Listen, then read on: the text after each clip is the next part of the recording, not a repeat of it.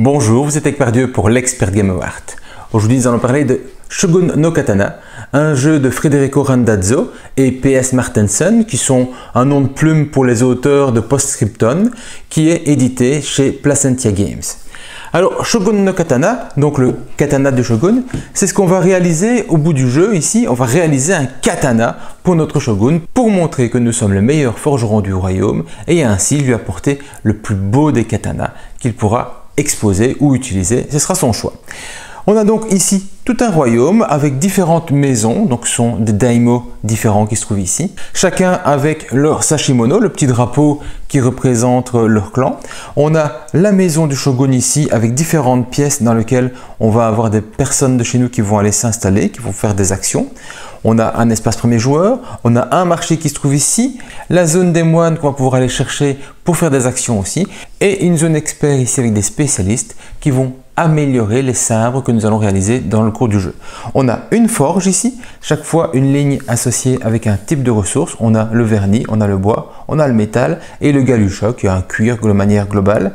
Enfin, notre maison qui se trouve ici où on a notre famille, on a des ouvriers qui se trouvent là, des ouvriers qui pourraient rejoindre notre zone qui sont ici en attente et un espace de stockage pour nos ressources pour faire notre katana pour le shogun qui se trouvera ici.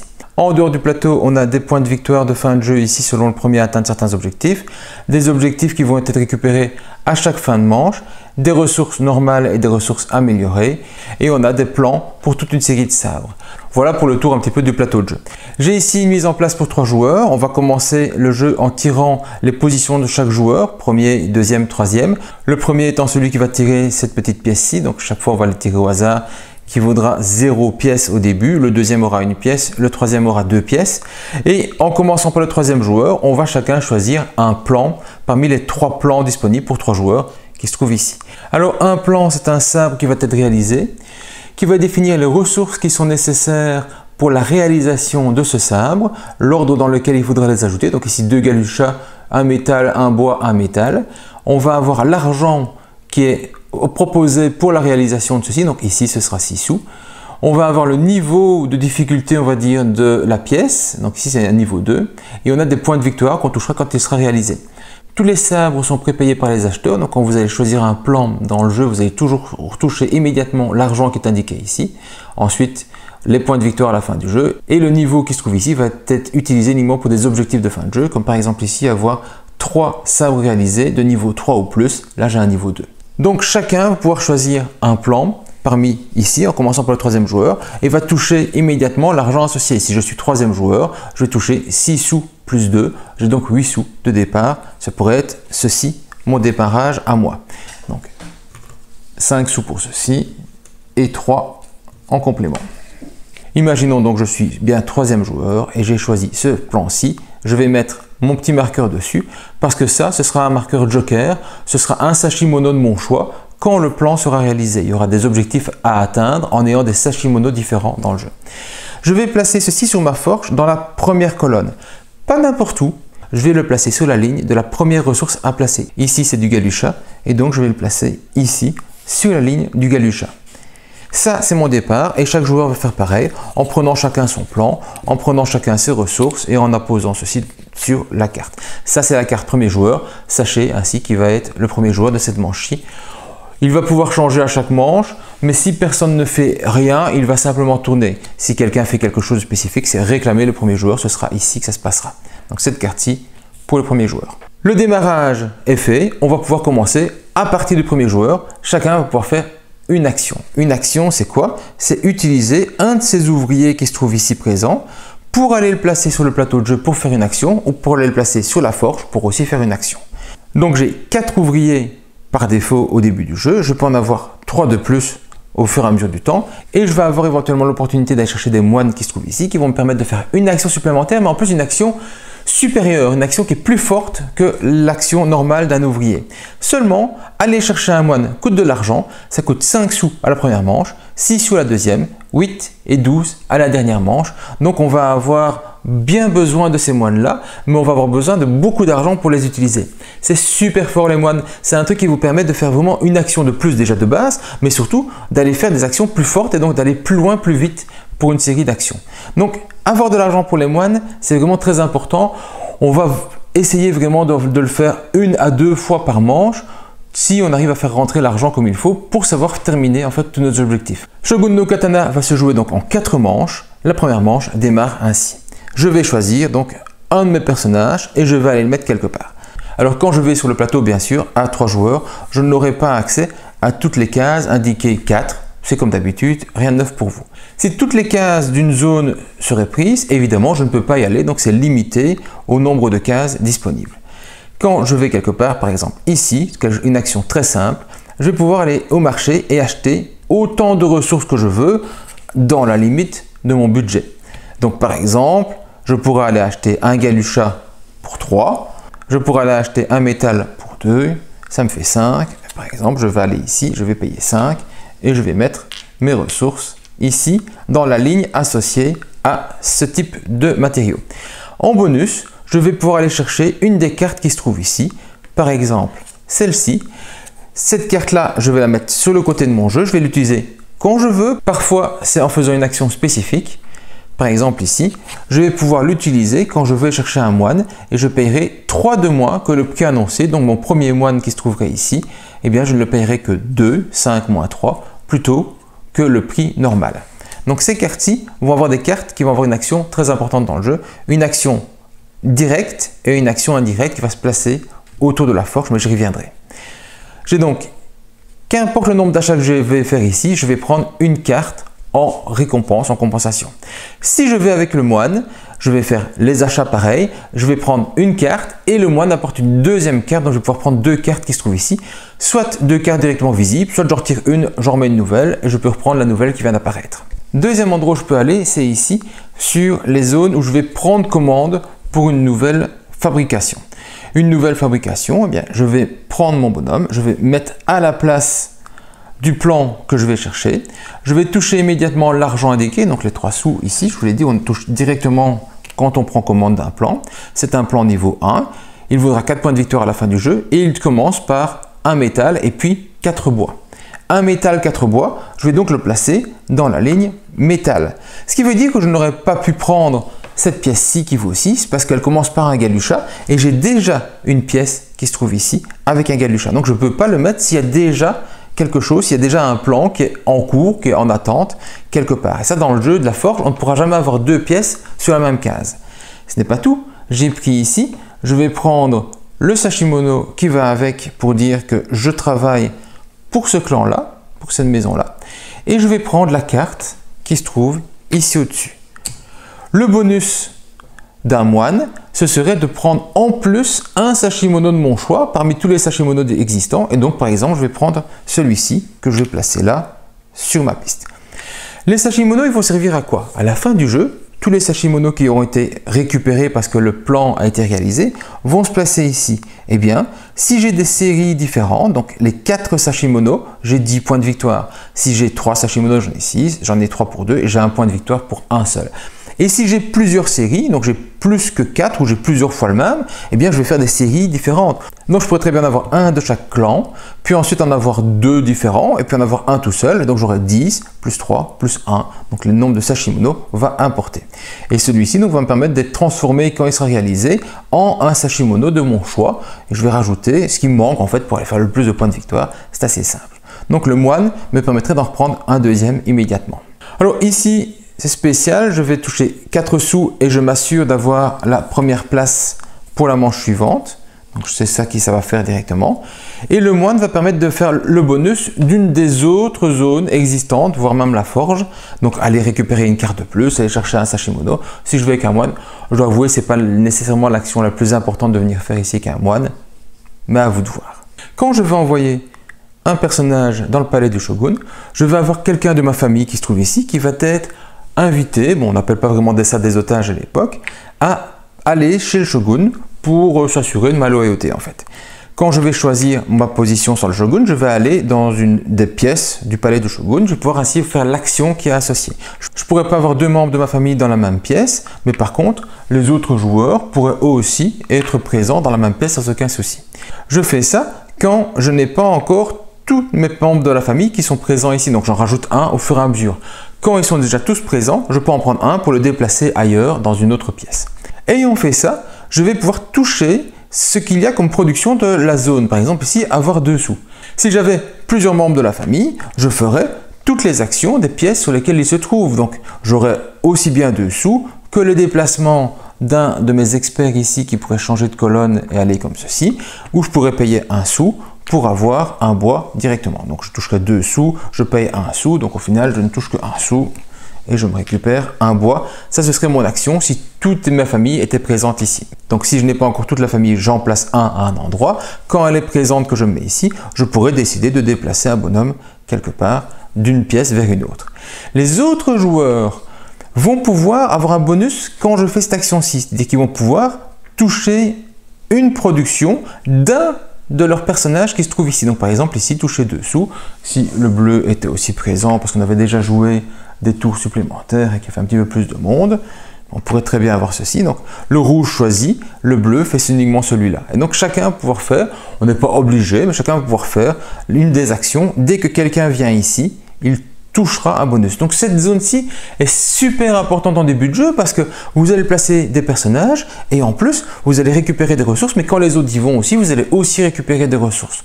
Donc c'est super avantageux, c'est le genre de premières actions qu'on fait, le premier joueur y va parce que comme les autres vont y aller aussi, systématiquement il aura le bonus plusieurs fois. Le pouvoir du moine s'il vient ici, c'est qu'il va réactiver en plus un autre personnage, donc j'aurais pu faire mes 3 personnages plus un qui serait fait 2 fois de mon choix.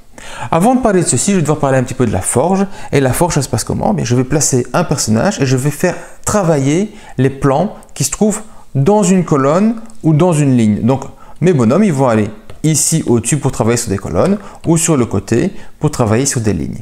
Quand je le place sur une colonne, tous les plans de cette colonne-là vont pouvoir être produits, travaillés. Comme le but, c'est avec une seule action de faire un maximum de plans en une seule fois, bien, je vais plutôt me mettre ici plutôt que me mettre là-bas parce qu'effectivement je ne travaillerai que sur une seule ligne, un seul plan. Je vais travailler sur 2 plans en une fois. Travailler sur un plan, c'est quoi? Eh bien, c'est faire la première production ici, le premier symbole de ressources qui doit être là, qui va être placé pour peu qu'il soit disponible directement. Donc je ne peux activer que des plans pour lesquels j'ai des ressources ici. Et alors, ils vont pouvoir être travaillés. On va placer la ressource et on va déplacer le plan. Déplacer le plan, ça se passe comment? Si la ressource que je place, c'est dans la ligne de mon plan, eh bien alors, je vais me déplacer latéralement vers la droite. Donc ici, le départ, pour tous les plans, c'est toujours vers la droite. On va se retrouver comme ceci. Si par contre la ressource que je vais utiliser ne se trouve pas sur la ligne sur laquelle je suis déjà, je vais remonter. Par exemple, la ressource suivante ici, c'est du bois. Eh bien, si je faisais une action plus tard en activant cette zone-ci, pour peu que j'ai du bois ici, je n'ai pas de galucha. Donc je ne pourrai activer que cette tuile-ci. Eh bien, je vais mettre son bois. Ce n'est pas sur la même ligne. Je n'étais pas sur la ligne du bois. Je vais donc remonter vers la ligne du bois. Donc je ne me déplace jamais que d'une case, vers le haut, vers le bas. On n'aura jamais une option où on fera de métal vers vernis. Ça n'existe pas. C'est pas possible. D'ailleurs, vous-même, quand vous ferez votre katana pour le shogun, vous ne pourrez pas faire un plan qui fera des sauts de plusieurs colonnes en une fois. Donc je vais me déplacer vers le haut ou vers le bas, vers la ligne en fait du produit que je vais mettre si je n'étais pas directement sur ce produit-là. Bien sûr, il faut avoir les produits. Donc, imaginons que j'ai un petit peu de ressources comme ceci. Voilà, j'ai placé de quoi faire tous les katanas. J'active ceci. Je vais mettre un bois.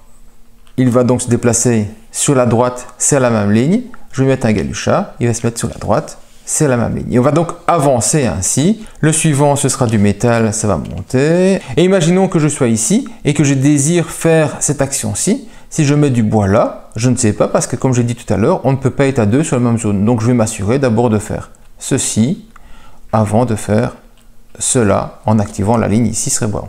Comme ils sont sur la même ligne, maintenant j'aurais peut-être intérêt à me mettre ici pour activer et je me retrouver avec quelque chose qui est complet, qui se trouverait ici tout à la fin et lui on remet du métal et donc c'est pas la même ligne, ça redescend. Voilà une position de fin pour les 2 plans.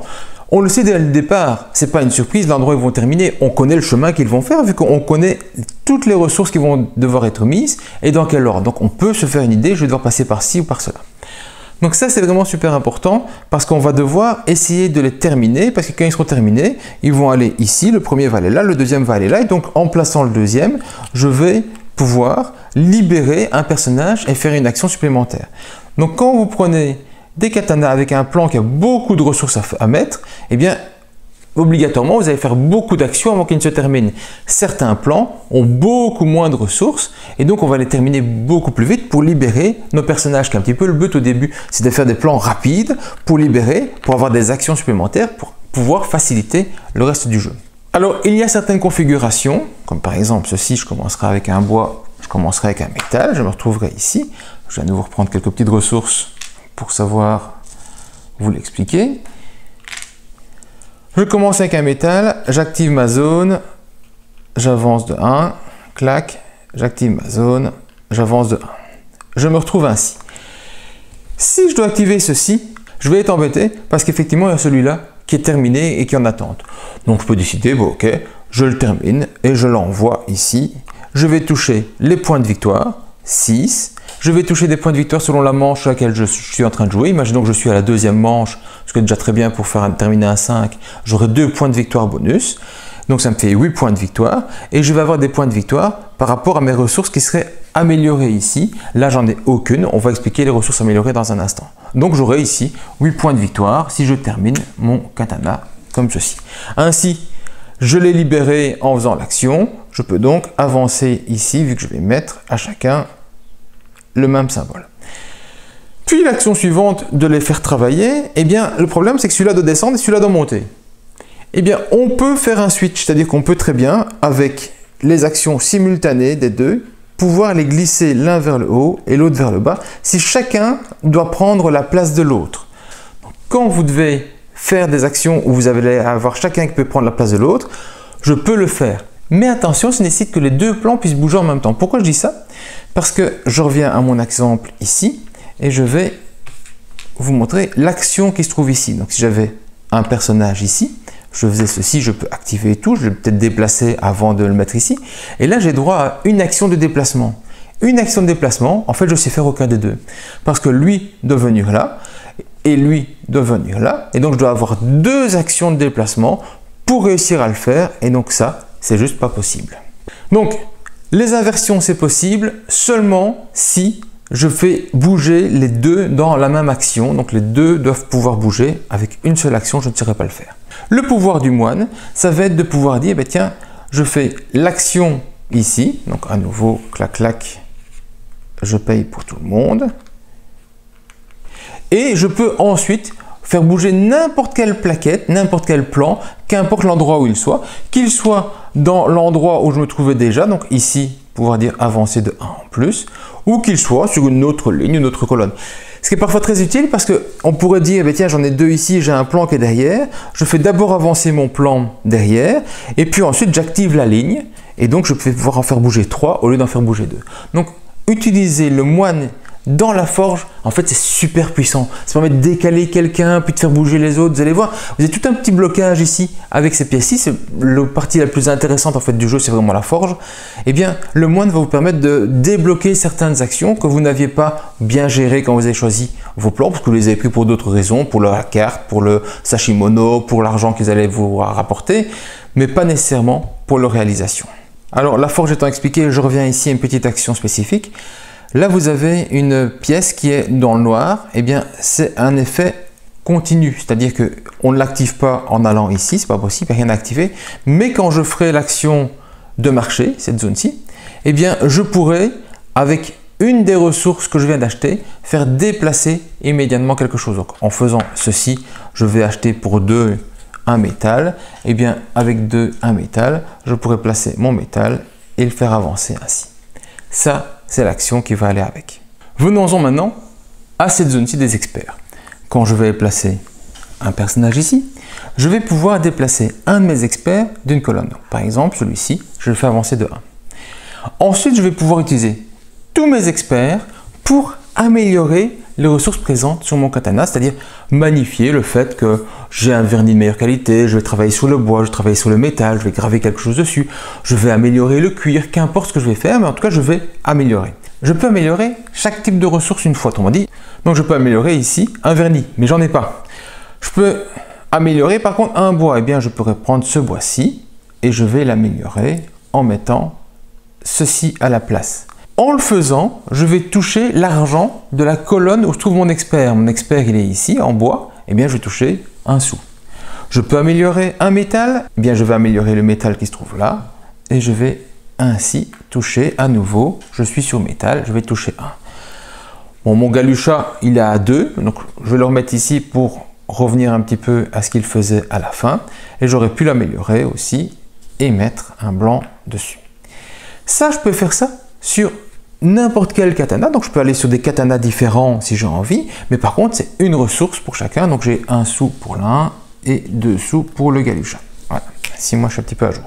Donc un de chaque sorte, si je sais, simplement je vais transformer pour améliorer. Par contre il y a une règle, c'est que sur un sabre, je ne peux pas améliorer 2 fois le même symbole. Donc j'ai fait le métal, j'ai fait le bois, je ne peux pas améliorer dans d'autres tours les autres bois qui se trouvent ici. Par contre, je pourrais améliorer le métal là-bas, le bois là-bas, donc un seul métal, un seul bois. Ici, j'aurais pu faire 1, 1, 1, j'aurais pu en faire 3 sur cette zone-ci. Et donc le maximum d'amélioration sur un seul sabre, ce serait de 4 améliorations.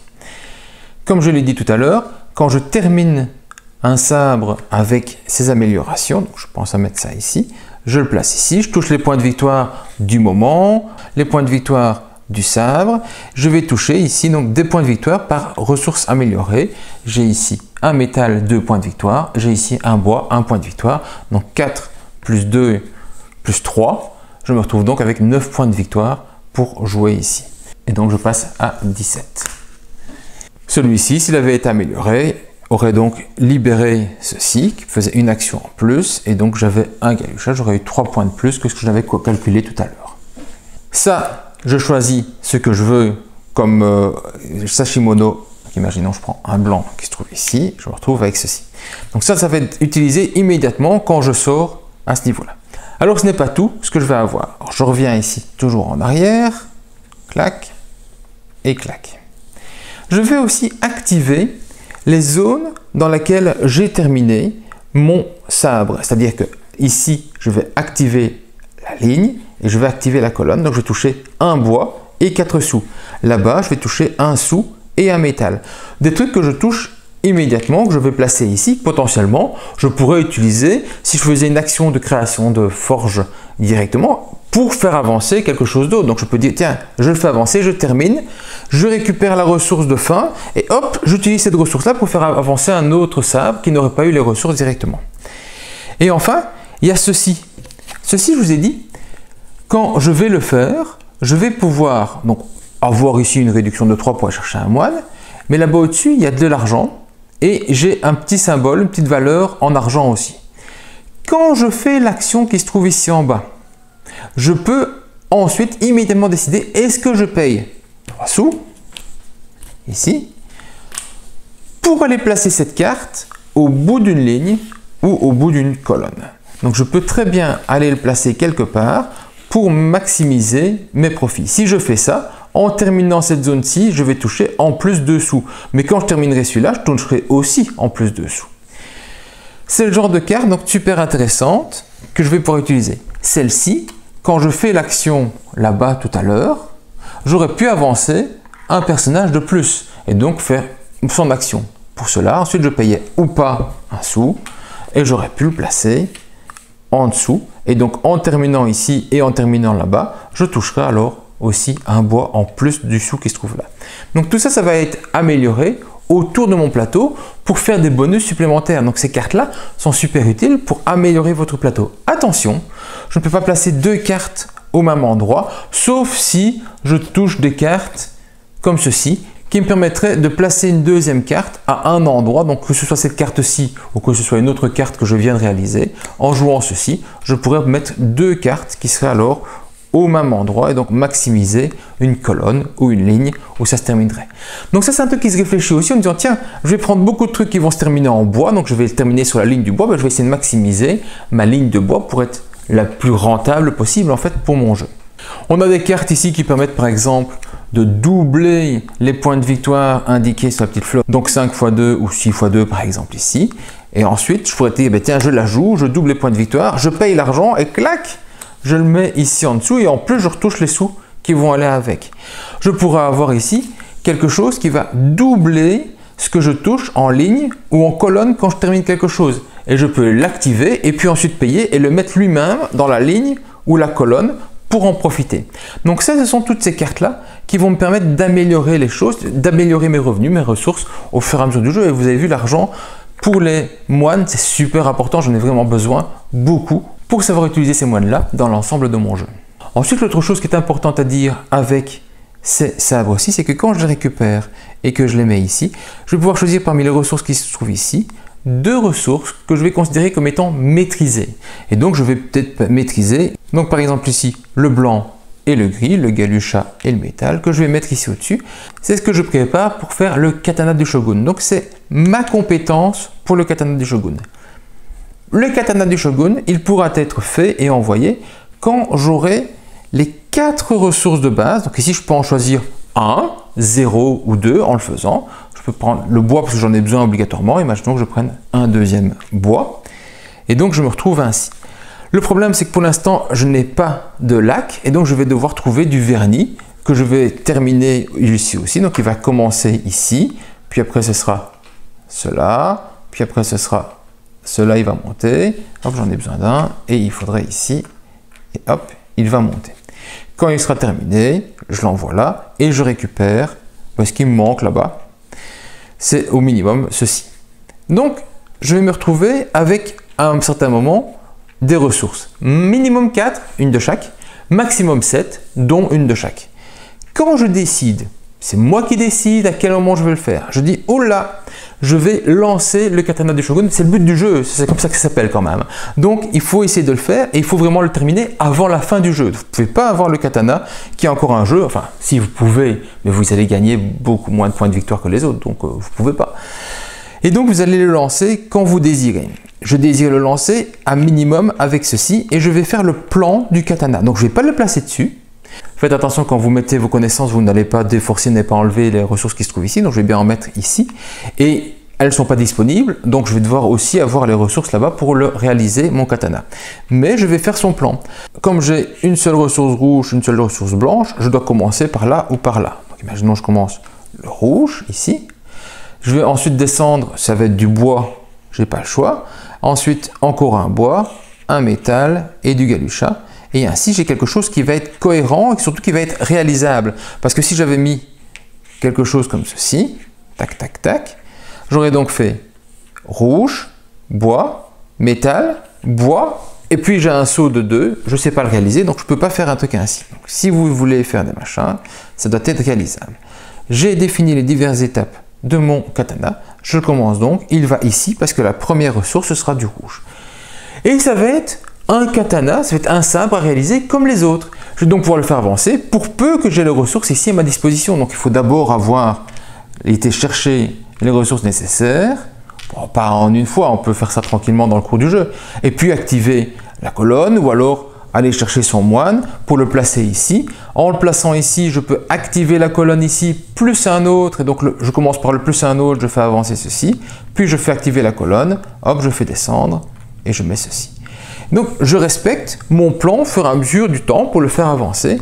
Et je vais le faire terminer ainsi. C'est un katana comme un autre. Et donc, je vais pouvoir utiliser mes experts pour magnifier au fur et à mesure du temps mes diverses ressources qui vont se trouver là. Et si tout va pas bien se passer, hop, ça c'est terminé. Je vais continuer, je vais avancer. Ici, ça va descendre. Et ici, ça va descendre.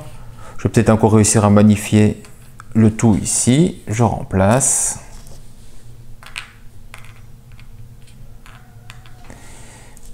Clac, ça c'est un beau katana. Il a terminé sa course ici. Et donc, quand je veux, comme un autre, je vais pouvoir dire j'ai terminé. Et quand j'ai terminé, je vais le placer ici. Je vais toucher les points de victoire. Et les points de victoire du katana, c'est-à-dire l'endroit, le moment pour lequel je le termine. Souvent, on va le terminer dans la dernière manche, 6 points de victoire. Plus, il n'y a pas de points de victoire associés. Eh bien, les points de victoire associés, ça va être la valeur de toutes les ressources, plus un bonus pour celles qui sont magnifiées. Donc, j'ai un rouge, 2 bruns, un gris et un blanc. Donc, j'ai 10, 11 points de base. Et puis, j'ai magnifié un de chaque, ce qui me fait encore 10 points de victoire. Donc, 11 plus 10 plus 6, 27 points de victoire. C'est ce que vaut mon katana. Et donc, je vais avancer d'autant à 47 ici. Ça, c'est vraiment super important, il va falloir le terminer. Évidemment, comme c'est quelque chose de standard, je vais toucher l'endroit où je me trouve. Donc, je vais toucher un sou, plus 2 sous, plus un bois, plus ce qui se trouve ici au fond, un galucha. Donc, ça, c'est encore des ressources que je vais avoir en plus sur mon jeu. Pourquoi c'est important de terminer mon katana? Parce que ici, il y a des objectifs pour le katana. Le katana qui va être terminé en premier, ce sera le joueur qui va toucher 6 points de victoire. Il va prendre la carte. Si c'est dans le même tour que les autres, ils seront plusieurs à terminer leur katana en même temps. Ils seront plusieurs donc à avoir les 6 points de victoire. Il y aura celui qui aura mis le plus de ressources, maximum 7. Il y aura celui qui aura terminé le plus à gauche, celui qui aura terminé le plus à droite. Et chacun pourra être ici. Il se peut que quelqu'un, il termine son katana, il n'a pas le plus, il n'est pas terminé premier, il est tombé au milieu entre la gauche et la droite et au final il a 0 point de victoire. Mais c'est son choix. Quand on lance son plan de katana, on sait plus ou moins où est-ce qu'on se situe par rapport aux autres. Donc globalement, il y a moyen d'en tirer un ici. Si on est plusieurs, on divisera les points de victoire. Ce sera ce qu'on va toucher donc à la fin du jeu. Donc les manches vont se passer ainsi. On va placer ces personnages, on va faire ces actions jusqu'à ce qu'on ne sache plus rien faire. Quand on décide d'arrêter, donc on a de l'argent mais on n'a pas envie de dépenser pour les moines, on n'a pas assez d'argent pour les moines, qu'importe, le moment où on décide de passer, on va prendre une des cartes qui sont disponibles ici, donc il y en a une par joueur, il y en a 3 ici, et ce sera des objectifs personnels de points de victoire de fin de jeu. Donc je vais me retrouver ici par exemple, en choisir entre chaque katana qui est terminé avec au moins un vernis me vaudra 4 points de victoire, chaque sashimono vert me vaudra 4 points de victoire, ou alors que chaque sabre terminé de valeur 3 ou plus va me valoir 4 points de victoire. Alors chaque carte peut rapporter au maximum 12 points de victoire. Donc on voit qu'il y a des limites quand même, on ne peut pas aller que dans quelque chose. Mais c'est super important, c'est beaucoup de points de victoire à récupérer ici. Et si on arrive à faire les 4 cartes, donc 4 x 12, 48 points de victoire, en fait ça vous rapporte un gros avantage pour le gain de la partie.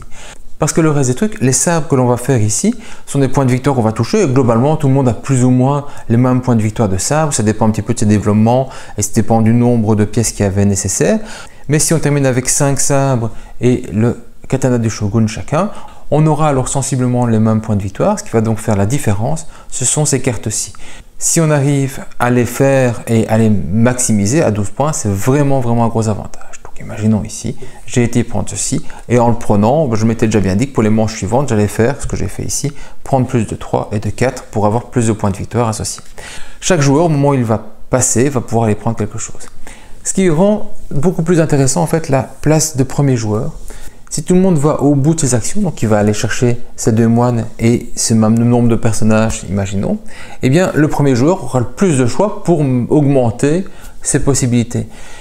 Comme le premier joueur tourne par défaut si personne ne va prendre la première place, eh bien ça veut dire que chacun aura à un moment la bonne chance d'aller prendre une bonne carte.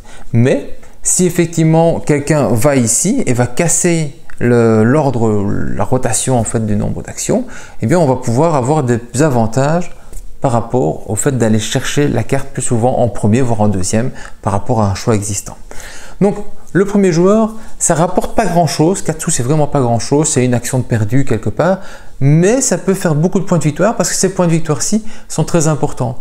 Ça va vous avantager vous à la prochaine manche parce que vous serez premier joueur alors que vous étiez placé peut-être à un moment où vous allez être 3e ou 4e, mais vous ne savez pas encore les cartes qui vont apparaître ici, et si ça tombe ici, les 3 cartes vont être toutes les 3 très intéressantes, et donc la première place n'aurait peut-être pas été la meilleure à ce moment-là. Ça c'est le parti hasard du jeu.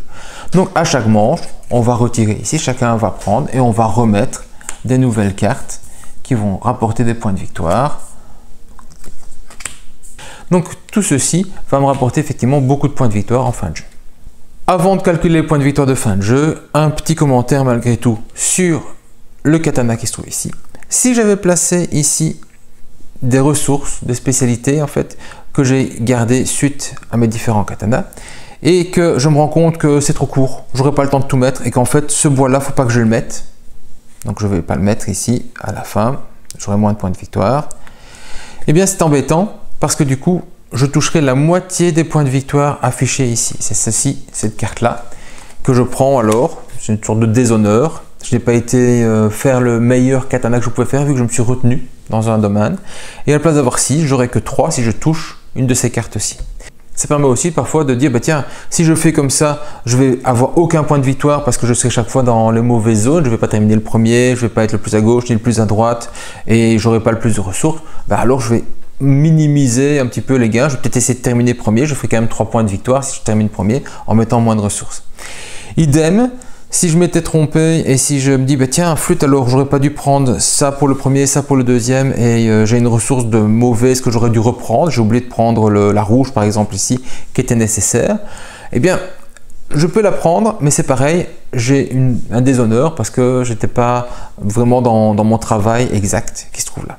Si par contre à la fin du jeu mon katana est encore présent ici, eh bien je n'aurai 0 point de victoire par rapport à ceci et donc j'ai pas droit au point de victoire et je vais toucher simplement les points de victoire des ressources restantes qui étaient encore déjà placées dessus, donc je vais pouvoir quand même le valoriser mais à moindre valeur vu qu'il ne sera pas allé au bout et simplement j'aurai donc les points de victoire qui seraient ici, imaginons, hop je me remets comme ça, je le terminerai et j'aurai 2 fois vu qu'elles sont toutes magnifiées les ressources qui se trouvent ici, donc 4 plus 1 plus 2 ça fait 7 fois 2 j'aurai 14. Pour juste avoir des points de victoire parce qu'il était placé ici, pour pas avoir une trop grande différence. Mais vous verrez, dans les parties, vous avez déjà une grande différence de points de victoire entre ceux qui ont été ici et ceux qui n'ont pas terminé leur katana ou qui ont fait des petits katanas par rapport aux autres. Ce qui est super important, c'est d'avoir ces bonhommes-là pour faire le plus d'actions possible. Donc le jeu se termine. J'ai les points de victoire, comme on a dit, par rapport au sashimono qui se trouve ici. Donc si j'en ai un de chaque, ça me ferait 6 points de victoire. Si j'avais, imaginons, 2 rouges en plus, eh bien j'aurais eu 6 points de victoire, plus un point de victoire et un point de victoire, vu qu'ici j'en ai une ligne de 1 et une ligne de 1, donc 6, 1, 1, ce serait donc les points de victoire que j'aurai ici. Les points de victoire des cartes qu'on a vues ici, les points de victoire des cartes objectifs. Ce qui vous reste comme argent et comme ressource ici que vous n'auriez pas utilisé, donc imaginons que j'ai un métal là-bas, donc 1, 2, 3, 4, 5, ici un métal ça vaut 2, donc ça vaut 2 pièces. Je calcule la somme de l'argent que j'ai en ressources que je peux revendre et en monnaie. 5 pièces égale 1 point de victoire. C'est l'aumône pour dire qu'on a des petits points de victoire en plus ou des ressources. C'est pas assez bien sûr. Celui qui a le plus de points de victoire gagne bien sûr. En cas d'égalité, celui qui aurait la carte du shogun, il y a des petits numéros ici en bas à droite des cartes qui seraient avec le plus petit numéro qui gagnerait. Et s'il y a toujours égalité, bah, tant pis, on se partagera la victoire. Il y a peu de chance. Hein. Franchement, il y a des grosses différences de points. On a des gens qui vont terminer dans les peut-être 200, 210, voire plus. Et d'autres vont faire peut-être 100 ou à peine 100. Donc, il y a moyen d'avoir des grandes différences par rapport à ceux qui ont bien su gérer leur développement, qui ont bien profité de l'aide des autres et tout ce qui va avec. Super agréable en fait parce que ça c'est super simple à expliquer, c'est super simple à gérer et tout ça, ça va très bien. Le plus intéressant c'est bien sûr la gestion ici, ses déplacements et tout ce qui va avec. Le truc peut-être c'est qu'il marche mieux à 4 qu'à 3 parce qu'à 4 vous allez avoir plus de fois l'occasion de profiter des actions des autres joueurs. Vous manquera parfois le fait que quelqu'un vienne ici pour activer un seul de vos personnages ici, pour avoir le bonus, pour avoir le bois qui vous manque, pour déplacer un katana ici, pour déplacer un expert là-bas, pour avoir plus d'argent quand vous allez faire l'action là-bas au-dessus. Et surtout quand on va faire l'action ici, je ne sais pas si je l'ai dit d'ailleurs, je vais peut-être rajouter en commentaire, c'est que quand on fait l'action ici, donc on va avancer un de nos personnages, on va pouvoir magnifier chaque symbole ici, mais les autres joueurs vont pouvoir faire travailler un de leurs experts et donc améliorer, magnifier une des pièces de leur katana. Je ne pense pas non plus avoir dit, mais le moine va ici faire un bonus de 1, un déplacement supplémentaire par rapport à l'action normale ici, donc je vais pouvoir déplacer 2 personnages. Donc tout ça c'est vraiment super utile. Vraiment la dernière manche, on va vraiment faire beaucoup de choses à la forge parce qu'en fait on doit faire avancer son katana. Et avant, en fait, les premières manches sont plutôt molles. C'est-à-dire qu'il se passe peu de choses. On va aller placer en fait nos petits bonhommes, on n'a pas de ressources, il faut aller en acheter, il faut trouver de l'argent, il faut aller prendre des commandes, il faut essayer de réfléchir à comment on va avancer déjà ici. Activer un maximum de katana quand on va se placer là, donc il faut avoir les ressources, il faut les faire tous bouger. Donc en fait, les 2 premières manches prennent peut-être à 4 joueurs une demi-heure chacune maxi. mais les 2 dernières manches vont prendre 1 heure chacune. Et donc on peut avoir un jeu qui va jouer pratiquement 3 heures, parce que ça peut être plus long. Évidemment, si les gens réfléchissent plus, analysent plus le jeu, on va prendre encore peut-être un petit peu plus de temps. Mais je pense qu'on devrait tourner entre 2 heures et 3 heures quand on connaît bien le jeu, quand on sait un petit peu comment avancer plus rapidement dans le jeu. Ça doit être la normale. Par contre, quand on est 3 joueurs, on se retrouve vite à terminer le jeu en 1 heure et demie. Parce que comme il y a moins d'action, on va faire beaucoup moins de choses et les points de victoire seront en rapport en fait. On va avoir moins de points de victoire à 3 joueurs qu'on ne va en avoir à 4. On va peut-être avoir moins facile à aller faire ces katanas parce qu'on va profiter moins des actions des autres en fait, tout simplement. De ce fait qu'il y a une place ici qui n'est pas utilisée, une place ici qui n'est pas utilisée, c'est des actions en moins qu'on va avoir quand les autres y vont pour activer nos propres personnages. Donc ça c'est vraiment le truc que je conseillerais, c'est de le jouer plutôt à 4 plus qu'à 3. Et je n'ai aucune visibilité par rapport à 2 joueurs, mais je pense que c'est plutôt un jeu 4 joueurs par défaut. Il est vraiment très agréable. On pourrait peut-être se lasser parce qu'au fur et à mesure des parties, on va plus ou moins jouer de la même manière. Bien sûr, il y a les tuiles ici qui vont changer, ce ne sont pas tout le temps les mêmes. Bien sûr, les tuiles là-bas, on n'aura pas tout le temps la même chose au départ. Mais malgré tout, ça ressemble quand même beaucoup. On joue plutôt ici au départ, on va jouer là-bas plus tard quand on va avoir des zones à améliorer et tout ça. Mais il y a un mode histoire qui vous permet alors de vous donner des défis. C'est-à-dire qu'il faudra terminer avec autant de sabres qui sont terminés, autant de niveau 1, autant de niveau 2, en avoir autant d'éventails de Sashimono ici qui seront disponibles. Eh bien, on va vraiment avoir les possibilités de se donner des objectifs pour vraiment réaliser et gagner au niveau de la partie finale en ayant atteint une série d'objectifs spécifiques. Ça met un petit peu plus de tension, ça permet d'avoir plus d'objectifs. Donc, c'est quelque part, ça change un petit peu le jeu. Voilà, j'espère que vous avez apprécié la vidéo. Si c'est le cas, n'hésitez pas à mettre un petit pouce bleu, abonnez-vous. Pour le reste, c'est à vous de jouer. Bon jeu!